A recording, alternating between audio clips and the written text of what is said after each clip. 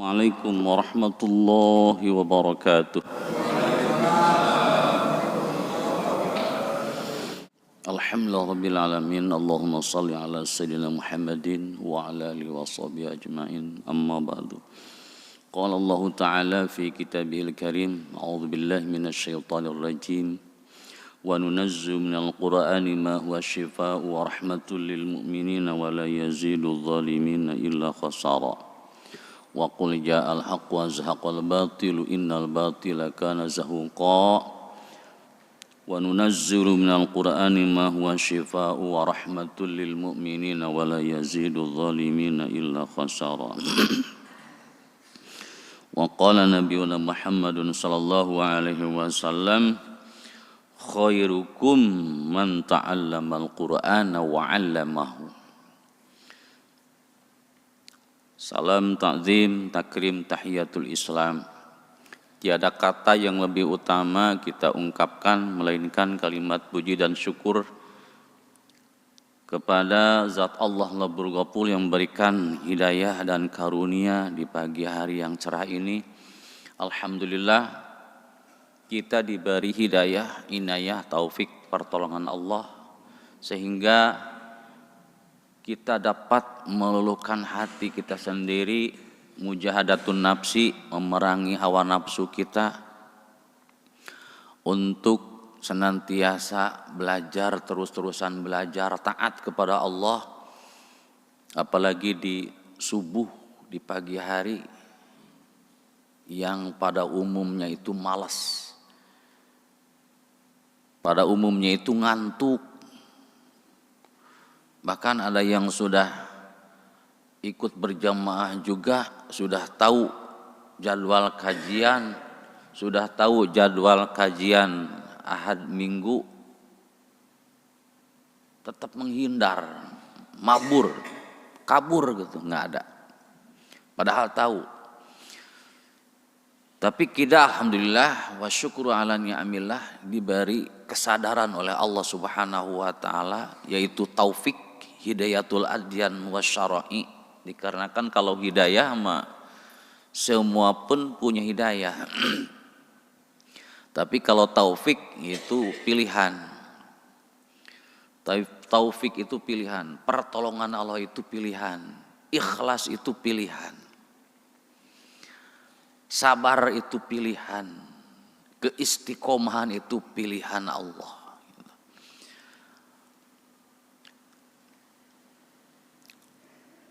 Salawat serta salam selamanya terlimpah curah kepada Nabi Agung kita, Nabi yang disuri tauladani oleh kita Habibana wa Nabiyana Kangjeng Nabi Muhammad sallallahu alaihi wasallam. Tak lupa juga para sahabatnya, keluarganya, tabi'in, atba'ut tabi'in, sehingga para ulama akhir zaman yang senantiasa memberikan ilmu, sampainya ilmu pengetahuan kepada kita tidak langsung dari Rasulullah Shallallahu Alaihi Wasallam, melainkan melalui perjalanan-perjalanan berbagai lisan, dari lisan ke lisan para ustadz, para ulama, para kiai-kiai. Dan mudah-mudahan semuanya diberikan syafaat oleh Rasulullah Shallallahu Alaihi Wasallam. Masih di dalam pembahasan surah Al-Fatihah di dalam kitab Tafsir Munir Marh Lubed Imam An-Nawawi At-Tanara Al-Bantani. Jadi arahannya itu membahas yang cukup menarik, yang cukup memukau di dalam kata-kata dan bahasa. Kalau yang sudah dibahas kemarin itu diulas kembali. Isi surah Al-Fatihah itu terbagi empat ya Pak.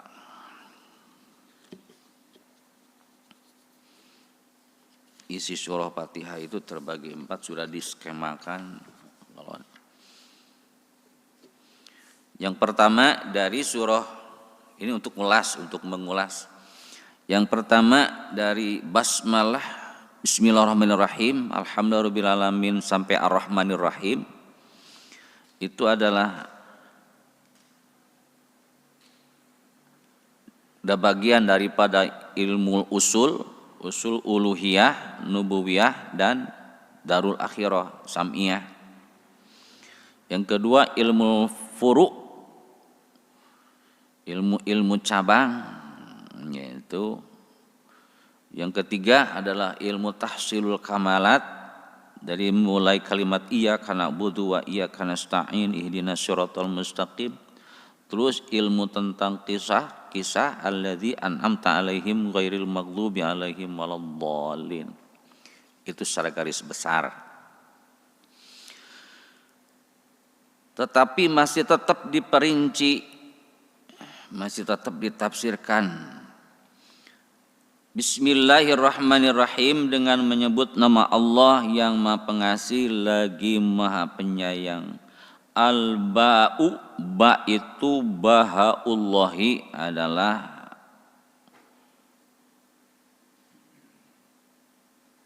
lautan Allah, pusat kebahagiaan yang diberikan oleh Allah. Wassinu dan sin sanauhu, pujiannya Allah. Fala syai'a, maka tidak ada perkara a'la yang lebih tinggi minhu daripada Allah. Wal mimu dan mim mulkuhu adalah kerajaan Allah. Wa huwa ala kulli syai'in wa huwa dan Allah itu ala kulli syai'in atas segala sesuatu qadirun yang maha kuasa. Wal ba'u, ba'nya di bismillah. Wal ba'u ismuhu ibtida'un yang merupakan satu abtadi'u aku memulai ismahu dengan namanya Allah. Bari'un yang membebaskan, yusiru wa yasiru dan menjadikan, wasinu dan sin ibtida'u ismuhu, ibtida'un yaitu nama, ismuhu namanya Allah subhanahu wa ta'ala, sami'un yang maha mendengar. Wal mimu dan mim dari bismillah, ibtida'u ismuhu majidun yaitu awal yang dinamai dengan majidun yang maha agung, malikun yang memerajai.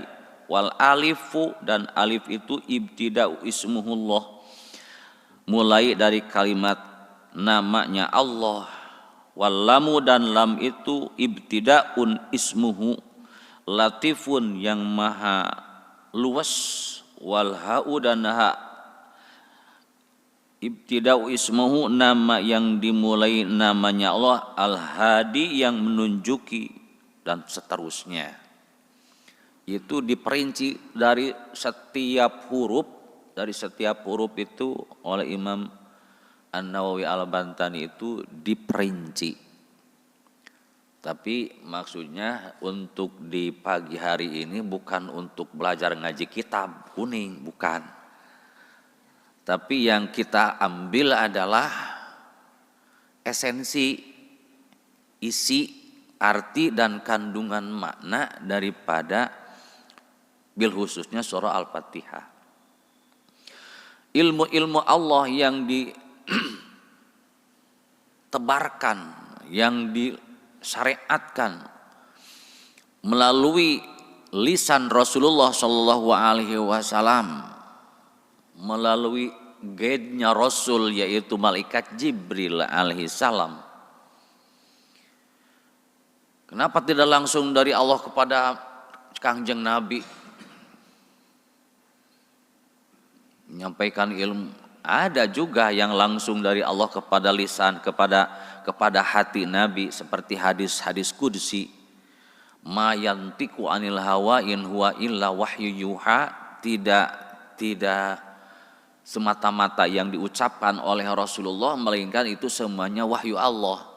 Tetapi tidak semuanya kalau diperbandingkan persentasenya lebih sedikit persentasenya yang namanya hadis qudsi itu tidak sampai mencapai 20%-an daripada ilmu Allah yang diberikan kepada Rasulullah dengan melalui hadis qudsi. Berarti sisanya sekitar 80% ilmu-ilmu yang diperkembangkan yang melalui malaikat Jibril alaihi salatu wassalam sesuai dengan namanya Al-Quran, wahyu nurun, wahyun ilahiyun al-munazzalu ala Muhammadin sallallahu alaihi wasallam bisababi Jibril. Itu al-muta'abbadu bitilawatihi biwaktin maksusatin, yaitu ilmu Allah, wahyu Allah yang diturunkan kepada Nabi Muhammad SAW melalui malaikat Jibril yang menjadi ibadah walaupun hanya membacanya, diturunkan melalui malaikat Jibril dalam jangka waktu 22 tahun 2 bulan 22 hari, yang perinciannya itu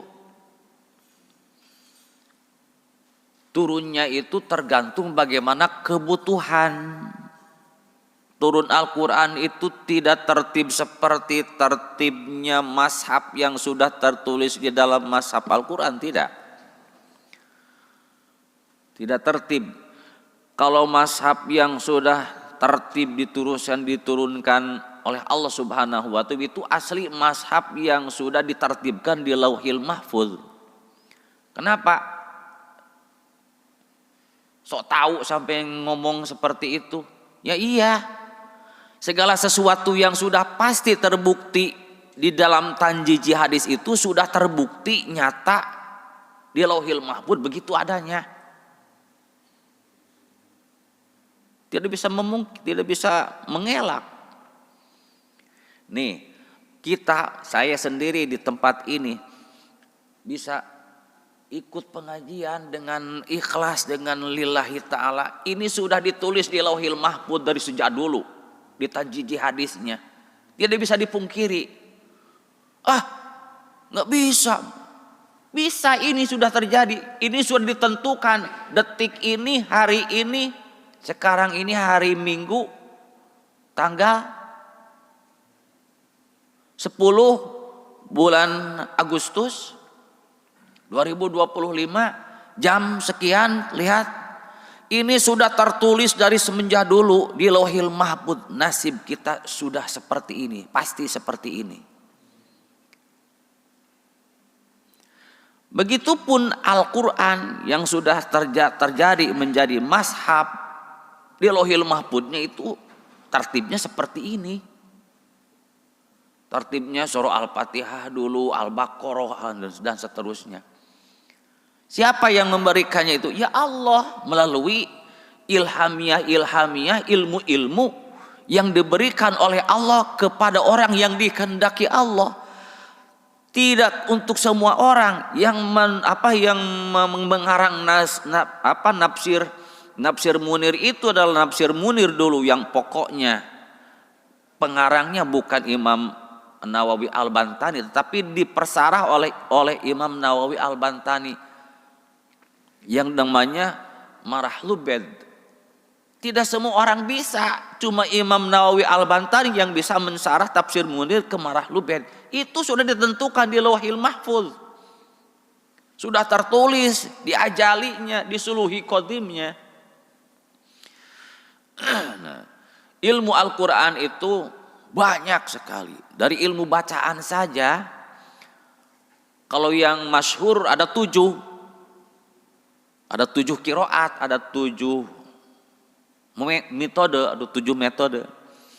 Nafi, Qalun, Waros, Ibnu Kasir, Baji Kubul, Abu Umar, Duri Susi, Ibnu Amir, Hisam, Ibnu Zakwan, Kasai, Abul Haris Duri, Amjah, Khulaf, Huzat, Asim, Su'bah, Hafaz. 7. Yang dari satu imam itu mempunyai 2 murid yang masyhurnya. Nafi, Qalun, Waros Ibnu Kasir, Baji, Kunbul, Abu Umar, Duri, Susi, Ibnu Amir, Hisam, Ibnu Zakwan, Kasai, Abdul Haris Duri, Amjah, Khulaf, Asim, Su'bah, Hafaz. Ilmu qiraat yang kita baca ini cuman dari Imam Hafaz, Imam Asim, Su'bah, Hafaz. Asim, Su'bah, Hafaz juga yang kita sudah biasa baca, dikarenakan qiraat yang masyhur itu qiraat Asim, Su'bah, Hafaz. Yang mendunia qiraat Asim, Su'bah, Hafaz. Qiraat Hamzah atau qiraat Waros jarang-jarang.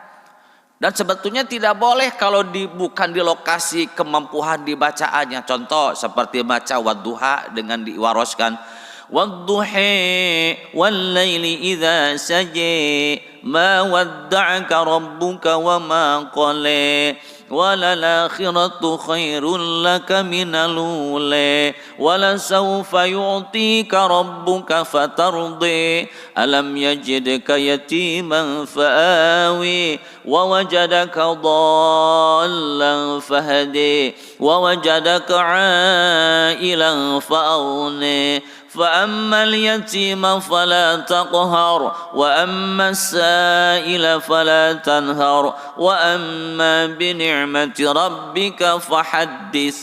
Kalau dibaca ngimam di Nurul Hasanah bacaan seperti itu komplain, ngapain si imam diuhe-uhe gitu?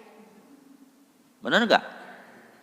Dikarenakan belum diajarkan dulu, kecuali kalau diajarkan dulu.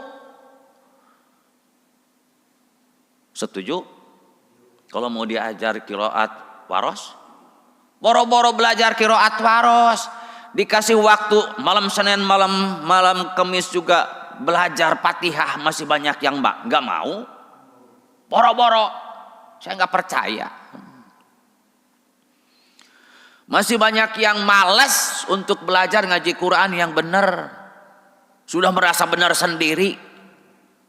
Maaf ya, maaf. 1000 kali maaf. Kenapa? Setan terus-terusan menghalang-halangi manusia supaya jangan belajar Al-Quran, supaya jangan belajar ilmu agama. Sampai-sampai diklaim oleh setan, jangan ngikutin guru itu, bukan guru kita. Sampai milih-milih guru, iblis itu.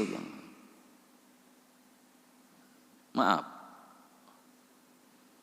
Ini kenyataan, bukan hoak. Saking susah-susahnya pengajian di mana-mana di dunia ini, di mana-mana susah. Pengikutnya sedikit. Pengajian mah. Coba kalau tahlilan di PBB, Parisan Berburu Berkat, Masya Allah, brok. Barisan PBB mah banyak, dikarenakan melihat makanan. Pantas orang banyak yang membid'ahkan seperti itu. Ya gitulah keadaannya. Saya setuju sama orang-orang yang membid'ahkan tentang tahlilan. Yang seperti itunya yang bid'ah itu, yang tololnya itu. Beda lagi kalau ke pengajian. Kekajian subuh, kekajian di mana-mana lah, bukannya di Masjidul Hasanah. Ilmu itu mahal. Mumpung masih ada yang mau menyampaikan, berburu, bersyukur. Mumpung masih murah. Mumpung masih ada yang mengasihani apa-apa yang rela mengasihi ilmu. Untuk sampai di akhir zaman mah lebih mahal ilmu itu. Bahkan sampai sekarang kalau mau belajar qiraat sab'ah di Mesir, di luar negeri, wah kuliahnya itu bayarannya mahal. Dan tidak cukup dengan waktu 4 tahun. Itu sampai belasan tahun. Kalau dikejar sama usia-usia kita, nggak bakal kebagian usianya. Nggak mungkin kita hidup 100 tahun lagi. Makanya yang paling singkat kita belajar yang nyata saja. Dialog surah Al-Fatihah Kalau kita dalam sholat, langsung fokuskan praktek di dalam sholat. Jadi dialog antara kita yang membaca Al-Fatihah dengan Allah. Kalau kita membaca Bismillah sampai Ar-Rahmanir-Rahim, Bismillahirrahmanirrahim, kita baca. Yang sudah tahu artinya dengan menyebut nama Allah yang Maha Pengasih lagi Maha Penyayang. Maka Allah menjawab, Hammadani abdi, hambaku sudah memujiku. Hambaku sedang memujiku. Itu sambutan Allah. Alhamdulillahi Rabbil Alamin, majjadani abdi, hambaku sedang mengagungkanku. Ar-Rahmanir Rahim, azzamani abdi, hambaku sedang menyanjungku. Maliki yaumiddin, azzamani abdi, hambaku sedang menyanjungku. Hambaku sedang menyanjungku. Iyyaka na'budu wa iyyaka nasta'in. Hanya kepadamu lah, hanya kepada Kaulah kami menyembah dan hanya kepada Kaulah kami mohon pertolongan. Makanya minimanya terjemahnya harus bisa, harus tahu. Maka Allah menjawab, hadza baini wa baina abdi, ini adalah antara aku dan hambaku. Ini adalah perjumpaan antara aku dan hambaku. Di ihdinas syirat, iyyaka na'budu wa iyyaka nasta'in. Terus di ihdinas syiratal mustaqim, ihdinas syiratal mustaqim, tunjukkanlah kami ke jalan yang lurus. Allah menjawab, hadza li abdi ataqabbalu, ini adalah untuk hambaku. Ini adalah untuk hambaku. Itu kan kita mohon pertolongan. Ihdinas syiratal mustaqim, tunjukkanlah kami ke jalan yang lurus. Allah menjawab, hadza li abdi, ini jalan yang lurus untukmu. Yang sedang ditelusuri ini adalah jalan yang lurus untukmu. Aku menerimamu. Aku mengabulkanmu doa ihdinas syirat dari ihdinas syiratal mustaqim. Syiratal ladzina an'amta 'alaihim ghairil maghdubi 'alaihim waladdallin. Karena perjalanan orang-orang yang telah Kau anugerahkan nikmat kepada mereka, bukan perjalanan orang yang sesat, bukan perjalanan orang yang Kau murkai, dan bukan perjalanan orang-orang yang sesat. Yaitu yang sudah ditunjukkan itu tinggal Allah itu istilahnya mengaminkan. Makanya di akhirnya itu disunahkan untuk menjawab amin. Amin itu ACC, contreng. Makna amin itu sebetulnya makna amin itu bukan istajib doa anak, bukan.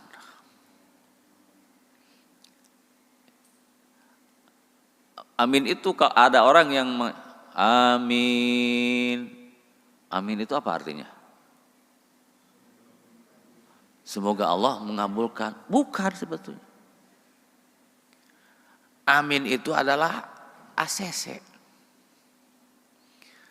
Dari kalimatnya amin itu aman. Terus iman. Percaya, oke. Gitu. Ini karena sulit untuk mengartikan istajib doa anak. Semoga Allah mengijabah doa kita. Kalau semoga masih berharap-harap. Tetapi kalau amin itu sudah dalam kepastian, checklist itu. Tapi dengan syarat, ya itu ilmunya itu. Makanya jangan banyak ML-ML sampai ada ghairil maghdubi alaihim waladdallin rabbighfirli wali walidayya amin. Enggak usah sebetulnya. Langsung aja ghairil maghdubi alaihim waladdallin amin. Checklist itu. Dikarenakan sudah lulus dari bismillahirrahmanirrahim, alhamdulillahirabbil alamin, sudah nyekrup antara hamba dengan Robnya, dengan Allah. Alhamdulillah, bismillahirrahmanirrahim, alhamdulillahirabbil alamin, arrahmanirrahim, maliki yaumiddin, iyyaka na'budu wa iyyaka nasta'in. Sulit untuk ngomongnya nih. Bismillahirrahmanirrahim, alhamdulillahirabbil alamin. Allah menjawab, hammadani abdi, majjadani abdi, wa azmani abdi. Sudah tidak ada batas jarak antara hamba dengan Allah. Makanya kalau orang dalam sholat itu sudah menghilang dirinya, sudah hancur jiwanya, sudah bersatu dengan Rabbnya. Dari takbiratul ihram itu sudah nggak ada apa-apa. Allahu Akbar, yang ada cuma Allah.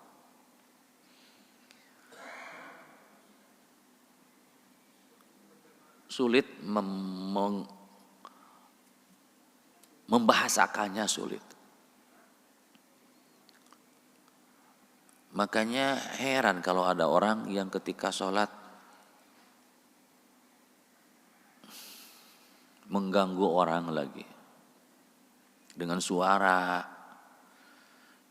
kerasnya. Ini imam, kita makmum.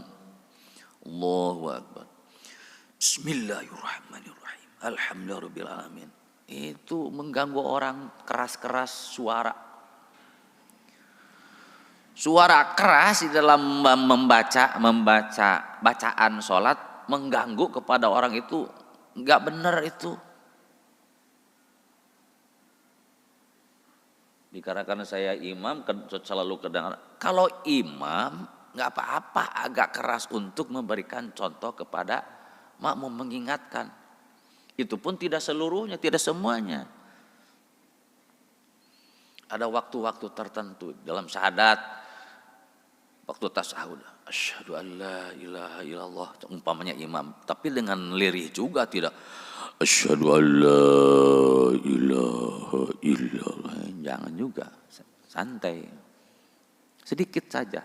Maksudnya mengingatkan, jangan sampai ada yang sholat tapi tasyahud gak sadar, malah dia lagi berjalan-jalan di pasar hatinya gitu, kayak gitu. Mengingatkan saja, cukup mengingatkan ketika tasyahud, asyhadu an la ilaha Salam dalam salawat namanya Allahumma sholli ala, mengingatkan. Untuk imam, untuk makmum diem baik, jangan keras-keras mengganggu orang dengan suara lirih saja, tetapi jangan dalam hati juga, sedikitlah.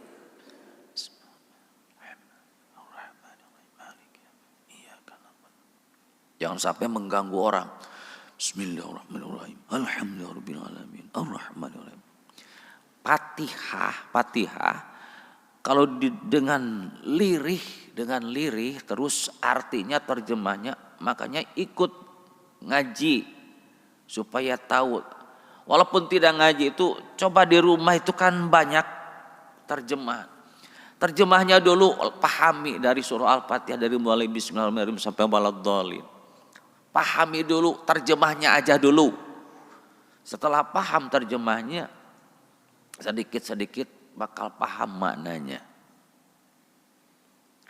Dikarenakan bukan hanya bacaan yang ditilai, tetapi makna lebih dalam mentadabburil makna yang lebih dalam di dalam makna, di dalam penerapan surah Al-Fatihah.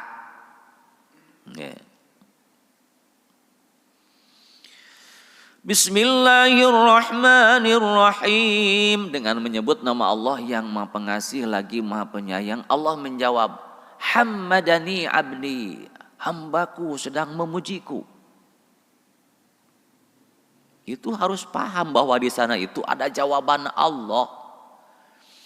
Alhamdulillahi rabbil alamin, majjadani abdi, hambaku sedang mengagungkanku. Ar-Rahmanir Rahim, azamani abdi, hambaku sedang menyanjungku. Tapi tidak digitu-gitu juga. Tidak digitu-gitu juga, tidak. Di dalamnya, di dalam lubuk hati kita. Bahkan kita ketika itu kan namanya beraudensi. Komunikasi, dikarenakan as-sholatu silaturahmi bainallah baina rabb wal abdi. Salat itu adalah komunikasi pertemuan antara hamba dan Rabbnya. Namanya sholat. Sholat itu silaturahmi, sholat itu nepung, nyambung. Makanya kalau sholat, kalau namanya sholat tetapi masih ada sambungan-sambungan lain, itu bukan sholat. Sholat itu cuma nyambungnya sama Allah.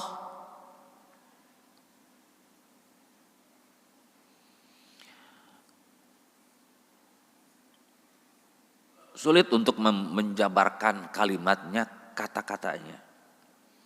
Maliki yaumiddin, yang merajai hari pembalasan. Hambaku sedang menyanjungku. Azzamani abdi. Iyyaka na'budu wa iyyaka nasta'in. Hadza baini wa baina abdi. Ini adalah hambaku dan aku. Tidak ada pemisah, tidak ada pemisah, tidak ada penghalang antara aku dan hambaku. Tapi jangan sampai matanya merem, makruh. Mata ketika sholat harus melek, harus melek. Tapi meleknya juga bukan belotot juga. Bukan seperti itu. Ketika sholat mata belotot makruh. Ketika sholat mata merem makruh. Yang bagaimana? Ya biasa-biasa. Ketika sholat terlalu merunduk ke bawah makruh. Ketika sholat tangga ke atas makruh. Yang mana? Ya sederhana aja, pertengahan. Ngapain sih susah-susah? Ketika sholat tidak boleh mengeraskan suara. Wala tajhar bi sholatika. Jangan mengeraskan suaramu ketika sholat. Jangan dikeraskan kecuali imam yang dibacaan kerasnya. Jangan juga wala tukhafit biha. Jangan terlalu sampai nggak terdengar juga. Terlalu keras. Umpamanya lagi sholat sunat. Lagi sholat sunat nih. Bacaannya sholat. Wajjahtu wajhi alladzi fataras samawati wal arda hanifan. Jangan. Lirih saja dengan bacaan kecil. Harewos.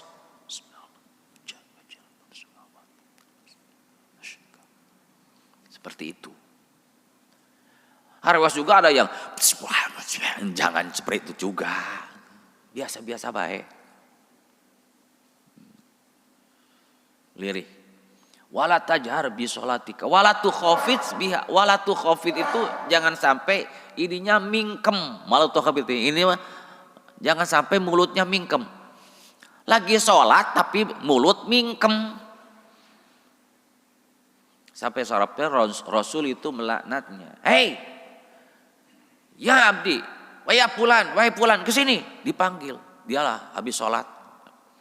Ulangi sholatmu, sholat sunat.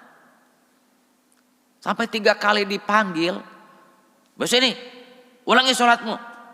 Kesini, ulangi sholatmu. Ya Rasulullah terus dipanggil.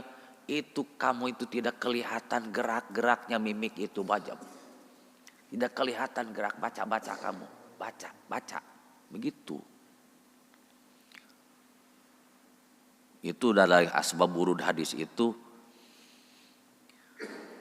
Tetapi kalau Imam Asy-Syafi'i menegaskan bahwa ada lirihnya itu terdengar dengan suara. Imam Hanafi, Imam Maliki dan Imam Hambali ada yang mengatakan, ada yang mengomentari, walaupun asal jadi makmum, ketika menjadi makmum asal bukan menjadi imam, boleh cuma mendengarkan daripada bacaan imam.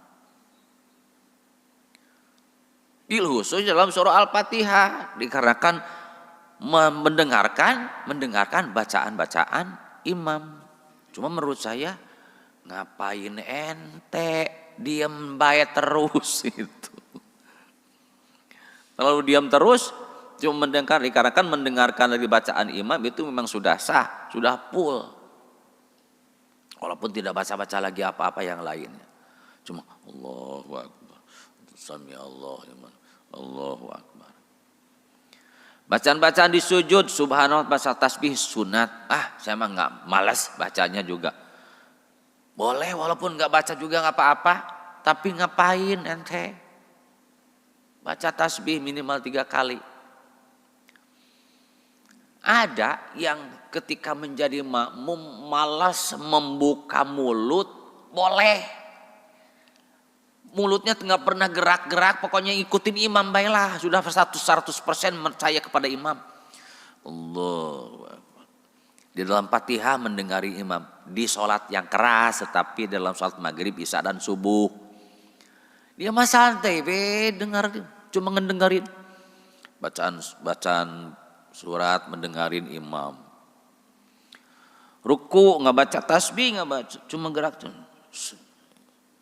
boleh. Gak apa-apa, sah sholatnya. Tapi pertanyaannya, ngapain? Rugi kalau nggak baca. Boleh dibaca di mana? Di dalam hati. Oke, bagus. Asal bukan Fatihah. Kalau Fatihah mah harus kedengaran lafadznya, hurufnya. Untuk bacaan-bacaan yang lain boleh di luar Fatihah. Bacanya di dalam hati. Tetapi famay ya'mal misqala dzarratin khairan yarah wa may ya'mal misqala dzarratin syarran yarah. Barang siapa yang melakukan kebaikan sebesar biji zarah, ini kan punya kebaikan. Kalau ini bibirnya gerak-gerak, bibir punya kebaikan menggerak-gerakannya, diimbal oleh checklist. Bibirnya gerak-gerak, tulis malaikat bibirnya gerak-gerak, 100. Keluar suaranya sedikit, suaranya lirih, bismillahirrahmanirrahim. Ada suaranya 100, checklist. Tuh kan. Cuma dalam hati ini mah checklist 100 cuma dalam hati, nggak ada suara, nggak ada gerakan bibir. Jadi cuma 100. Kalau yang tadi mah dalam hati 100, gerakan bibir 100, suara lirih 100. Jadi 300 kan, lumayan. Halo.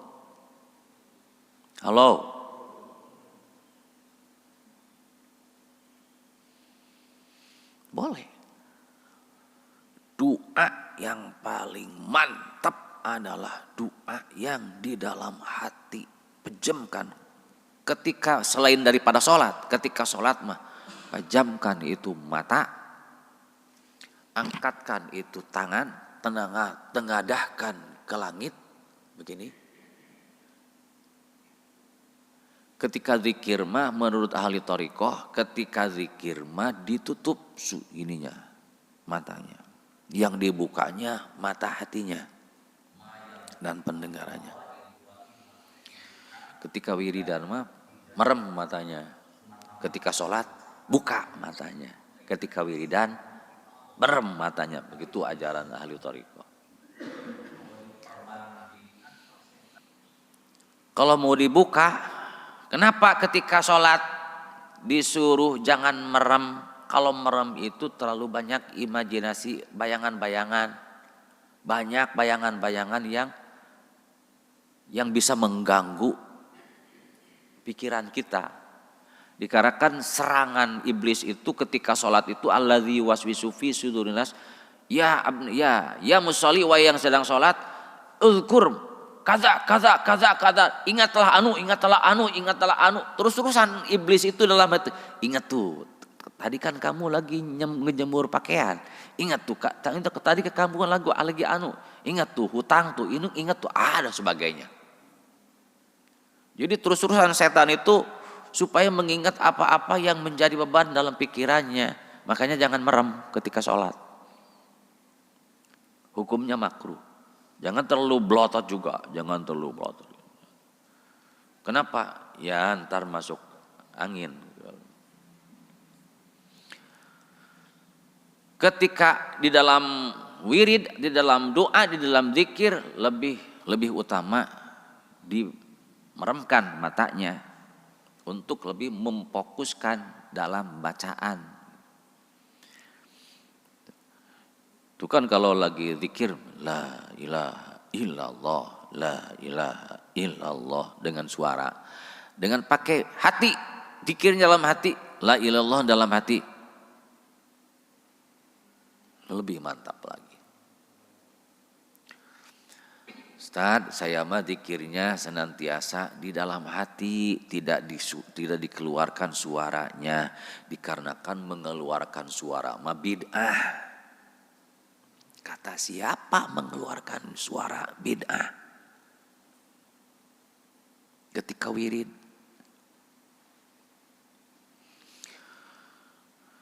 Sahabat yang 4 itu udah menjadi contoh 4 cara. Kalau Sayyidina Abu Bakar itu suka lirih, termenung diam. Kalau Sayyidina Umar selalu keluar suara, bahkan merentan, suaranya keras. Sayyidina Umar itu kan lebih naon atuh baragajul teh cek bahasa Betawi. Orang yang sebelum masuk Islamnya itu orang Bawong, orang Badung, orang baragajul. Suka membunuh, suka zina, suka apa, suka mencuri, dan sebagainya. Bahkan pernah membunuh anak putrinya sendiri di ruang hidup-hidup. Sayyidina Umar. Makanya beliau itu kalau ketika berzikir itu maka sampai nangis. Sampai nangis. Ketika zikir, astagfirullah, ketika istighfar, astagfirullahaladzim. Sampai kedengaran orang. Didiamin Rasulullah. Enggak ditegur Rasul. Hei Umar, jangan keras-keras loh. Enggak. Didiamin oleh Rasulullah. Sayyidina Ali juga hampir seperti Umar. Enggak disuruh, hei Ali, jangan keras-keras loh. Enggak. Dibiarin oleh Rasulullah. Buka dalam sirah. Pak Haji ngasih buku Siratul Rasul, sejarah Rasulullah. Ngasih 2, yang satu pegang saya, yang satu lagi dipinjam sama Pak Rijal. Sejarah perjalanan Rasulullah SAW itu harus tahu. Ihdinas siratal mustaqim, hadza li abdi, ini untuk hambaku. Ketika ihdinas siratal mustaqim, tunjukkanlah kami ke jalan yang lurus, artinya ihdinas siratal mustaqim. Allah menjawab, hadza li abdi, ini adalah untuk hambaku. Apa ini untuk hamba? Jalan yang lurus ini untuk hambaku. Ataqabbal, aku kabulkan. Jadi ini jalan yang sedang kau pijak. Inilah jalan yang sedang kau pijak. Silakan tinggal melanjutkan mengikuti hamba-hambaku yang sudah diberikan nikmat sebelumnya, yaitu para nabi, para rasul, para aulia, para syuhada, para ulama, para solihin. Itu yang ditelusuri itu. Siratal ladzina an'amta 'alaihim ghairil maghdubi 'alaihim waladdallin itu adalah para nabi, para rasul. Jangan para nabi atuh, Nabi Muhammad, para sahabat, para ulama yang memberikan ilmu kepada kita. Mungkinkah kita bertemu dengan para sahabat? Tidak. Mungkinkah kita bertemu dengan tabi'in? Tidak, jauh.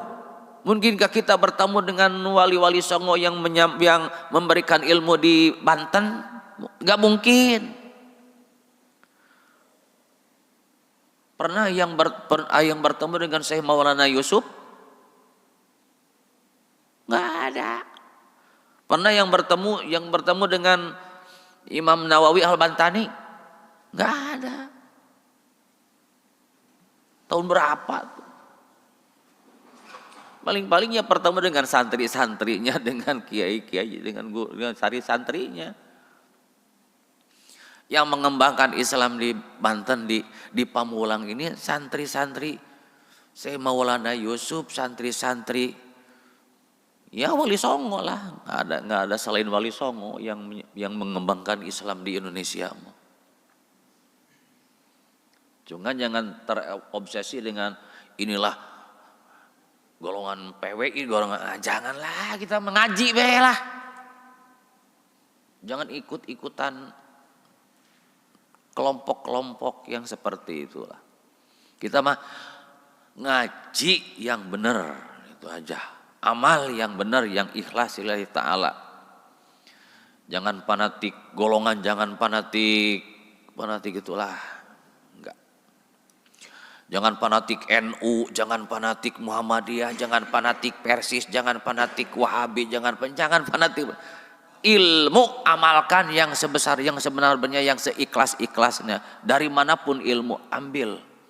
Khudhil hikmah min ayyi wi'ain kharajat. Ambillah kebaikan, ilmu pengetahuan dari mana saja. Ambil kebaikan mah dari bujur ayam pun, kalau telur mah. Jangan ambil dari bujur bidadari, kalau pedut mah podol mah. Walaupun bidadari tapi pedut kan bau. Tapi walaupun dari bujur ayam, kalau telur ambil. Maksudnya kebaikan mah, ilmu mah yang baik dari mana-mana terima. Jangan sampai ada sekat, itu bukan guru saya, itu bukan aliran saya, salah. Mudah-mudahan menjadi pencerahan bagi kita supaya kita tidak fanatik buta.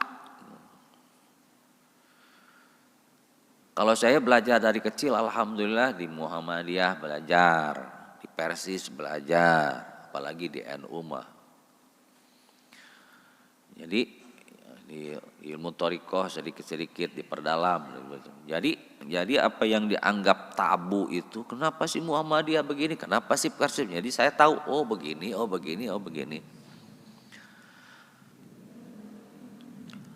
Untuk kedepannya, untuk selanjutnya surah Al-Fatihah sampai ke waladdallin ghairil maghdubi 'alaihim waladdallin rabbighfirli wali walidayya amin. La hijaba, tidak ada penghalang. Aqrabu, aku lebih dekat. Bahkan al jannah itu artinya indah. Surga itu indah. Janjinya al jannah indah. Makanya pantas disambut dengan amin. Wa qalu amin, dan ucapan amin bainal imam wal makmum. Antara ucapan amin itu harus bareng antara imam dan makmum. Makmum amin, imam amin, amin bareng. Saya tekankan atau saya praktekkan dikarenakan ini terus-terusan menjadi materi antara Kamis dan malam Senin, saya sambungkan dengan tafsir Munir. Jadi tinggal Jadi kalau yang sudah belajar ikutan di malam Senin, di malam Kamis, kadang-kadang ini udah dibahas. Gitu. Mudah-mudahan ada manfaatnya. Sampai di sini dulu. Mudah-mudahan ada pertanyaan dan insya Allah akan jawab dengan tidak memuaskan. Ada pertanyaan?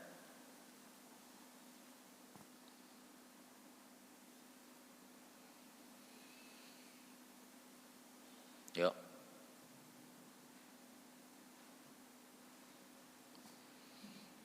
Pak, ada Pak pertanyaan?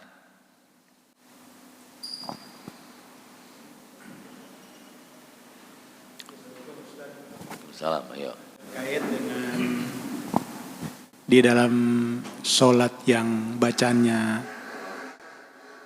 lirih atau sir seperti asar dan zuhur Ya. untuk sebagai imam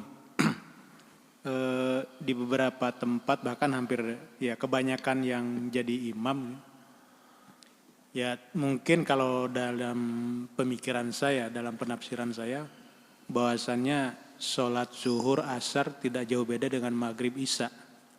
Artinya di rakaat kedua, rakaat pertama, rakaat kedua kan tetap membaca surat pendek gitu, Tat. Iya. Nah, cuman di beberapa ini sih sangkaan saya aja karena ketika saya membaca Al-Fatihah tuh saya belum baca Fatihah tapi kebanyakan imam sudah ruku gitu, Tat. Nah, itu apakah yang sebenarnya bagaimana, Tat? Terima kasih. Assalamualaikum warahmatullahi wabarakatuh. Iya seharusnya, bukan seharusnya. Abdolnya itu biasa baca Fatihah. Abdolnya itu keabdolannya, keutamaannya bahwa dibaca surah, baca doa iftitah yang sempurna, dibaca surah Fatihah. Untuk imam nih, doa iftitah dibaca, terus surah Fatihah dibaca, ditambah dengan surah.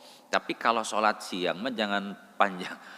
Suratnya jangan panjang-panjang, jangan seperti wadduha, jangan seperti wasyamsi. Kalau sholat siang untuk imam nih, untuk imam dikarenakan ya cukuplah surat yang kul-kulnya itulah, surat yang kul wallahu kulam itu yang pendek-pendek, inna ataina wal asr, yang pendek-pendek. Ini untuk imam. Dikarenakan kan kita ketika nggak ada imam yang pokok, kita bertindak sebagai imam siapapun gitu.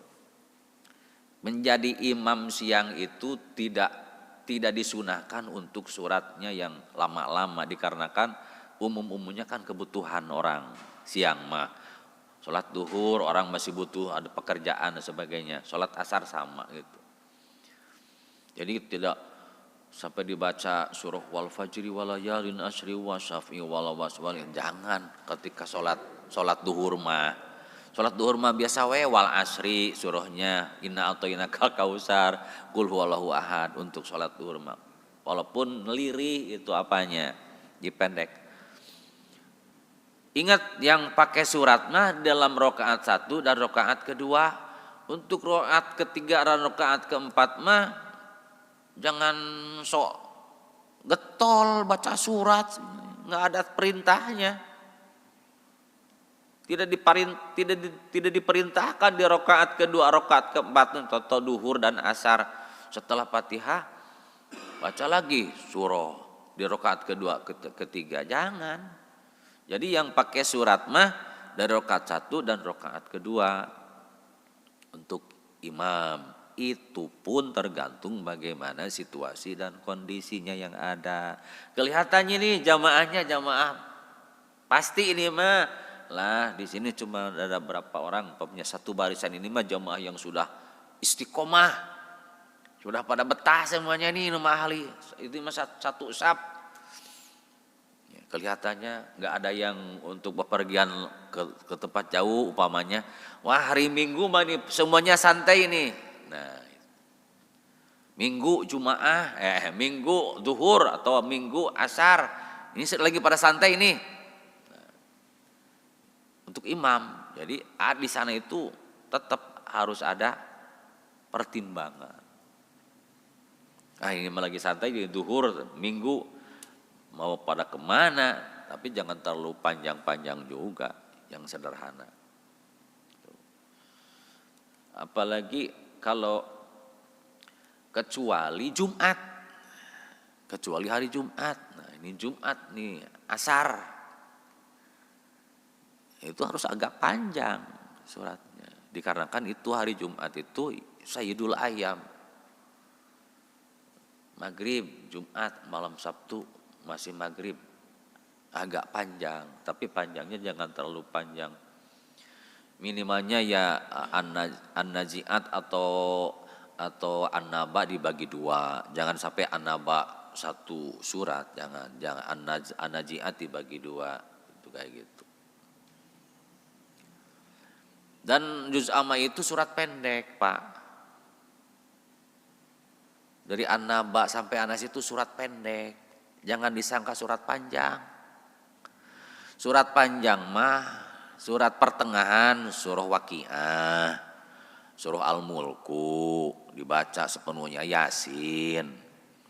Allahu Akbar, Yasin wal Qur'anil Hakim sampai tamat itu memadaratkan jamaah. Enggak boleh.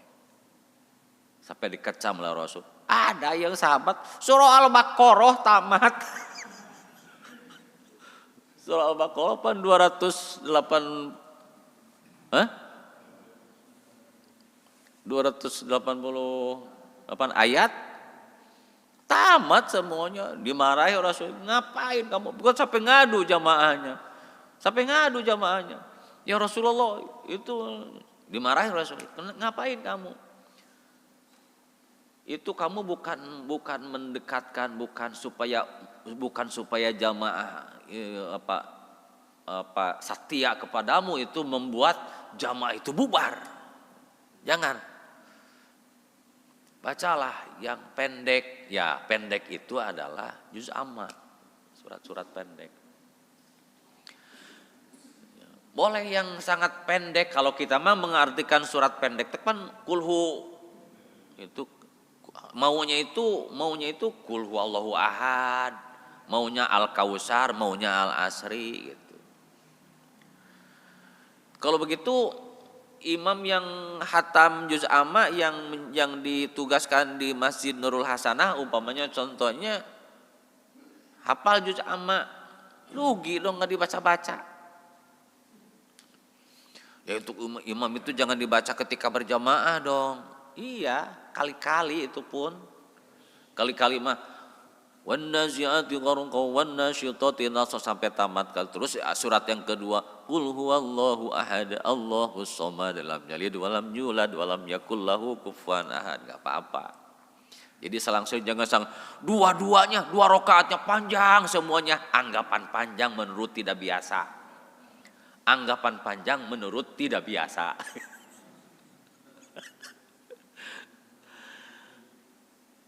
Coba lihat di Mekah, di Madinah sholatnya bagaimana.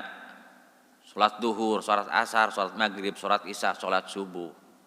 Minimalnya berapa ayat? Mau tahu minimalnya berapa ayat bacaan suratnya? Minimal 50 ayat. 25 ayat paling. Minimal 25 ayat sampai 50 ayat. Untuk satu kali rakaat dalam sholat.